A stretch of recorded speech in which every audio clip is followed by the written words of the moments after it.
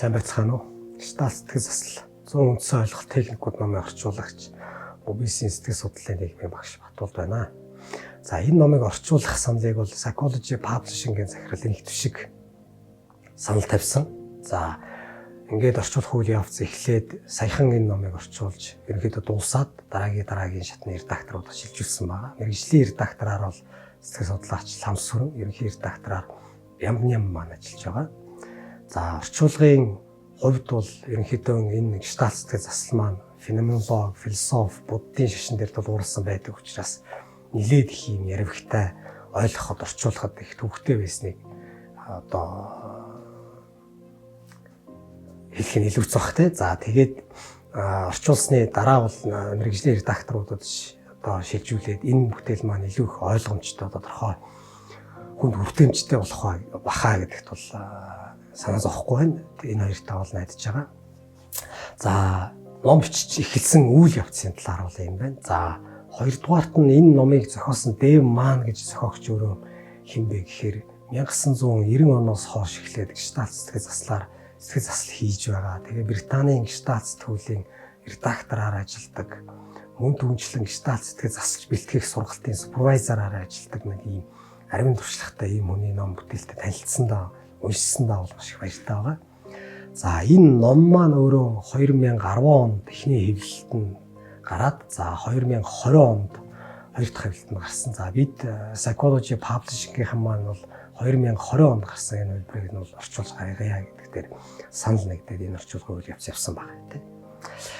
За тэгээд энэ ном өөрөө ямар онцлогтой вэ гэхээр нэгдүгээрт өөрөө энэ гештальт сэтгэл засал маань философи, психоанализ, гештальт сэтгэл судлал мөн буддийн философт тулгуурласан байдаг учраас монгол хүнд бол их ойлгоход дөхөн байх гэж ингэж орчуулга хийж явах явцдаа бол ойлгосон байгаа.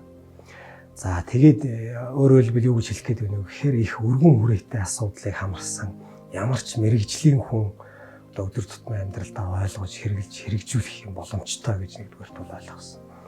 За хоёрдугаарт бол юу вэ гэхээр яг сэтгэл засалч хүн юу хийдэг вэ гэдгийг маш тодорхой 100 ойлголтын хүрээнд ойлгомжтой тайлбарлаж өгсөн юм ном болсон байгаа. Сэтгэл засалч бол харилцан яриагаар дамжуулж тухайн үйлчлүүлэгчтэй ажилладаг. Тэгэхээр энэ сэтгэл заслын явцад өрнөдөг харилцан яриа гэдэг нь ер нь юу юм бэ? Энд сэтгэл засалч юу хийдэг юм бэ?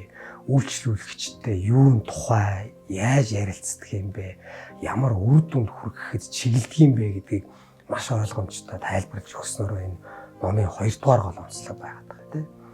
За 3 дугаарт энэ номын нэг онцлог бол энэ ном маш өргөн хүрээтэй үзэл баримтлал тулгуурладаг гэж түрүүн дээрээс орон зай онол гэж энэ Курт Левиний анхaalж гаргасан энэ онол дээр тулгуурладаг. Тэгэхээр хүн бол ерөөсөө юм тодорхой орон зайд хүрээлэн байгаа орчинтойгоо өөртөөгөө бусад хүмүүстэй юм харилцаанд оршиж байдаг, харилцан ярианд оршиж байдаг ийм онцлогтой юм оршихуун бодгал гэж ингэж үзэж байгаа. Тэгэхээр бид нэр ер нь ингээд монголчууд бид нэр бие махбодтойгоо хэр зэрэг ярьдаг үлээ, эд зүйлстэйгээ хэд зэрэг ярьдаг үлээ, өөртөөгөө хэд зэрэг ярьдаг үлээ, эргэн тойронд байгаа хүмүүстэйгээ хэрхэн ярилцдаг үлээ гэдэгтэй бас нэг бодох, шүүж тунгаах, эргэцүүлэх, сэтгэл судлаачид бас үйлчлүүлэгчтэйгээ харилцаж явах явцтайгаа энэ талаар нэлээд сайн тунгаа бодох шаардлагатай ийм зүйлсүүдийг энэ ном маань оруулж өгсөн байна. Тэгэхээр магадгүй түрүүн та бүхэн миний тэр дээр ярьсан эд зүйлстэй хэр зэрэг ярилцдаг үлээ гэдэг үгийг бас их гайхаж магадгүй юм байна.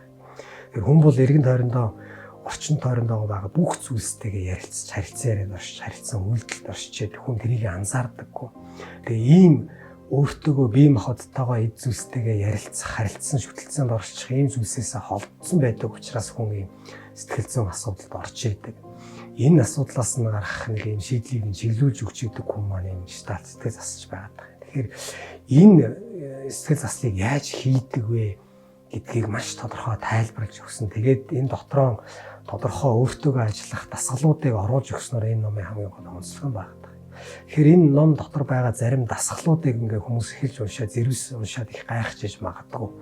Сандалтайгаа ярь, сандал чамааг яаж тулж байгааг одоо яаж мэдэрч байна, энэ мэдрэмжээ илэрхийлгээд ингээд эхэлж уншихад их сонир санагдчих магадгүй. Гэхдээ энэний цаана маш нарийн утга учир одоо ийм өргөн хүрээтэй юм онлын үндэслэл байгаа учраас энийг 2 3 уншиж өөртөө ажиллаж энэ үйл явцад Дэв Мааны болоод Фриц Перлсийн хэлснээр энэ орчин тойронтойгоо харилцаж байгаа харилцаа болгоно юм жажилж өөртөө шингээж ингэж унших, эргцүүлэн бодох юм шаардлагатай гэдгийг энэ ном маш ойлгомжтой илэрхийлсэн гэж ингэж бодож байгаа. Тэгээд та бүхний энэ номыг уншаад сан сэтгэгдлээ psychology publishing болон зохиолч мэргэжлийн редакторуудад хандаад сан сэтгэгдлийн илгээвэл та бүхэнд маш их баярлах байна. За баярлалаа та бүхэн.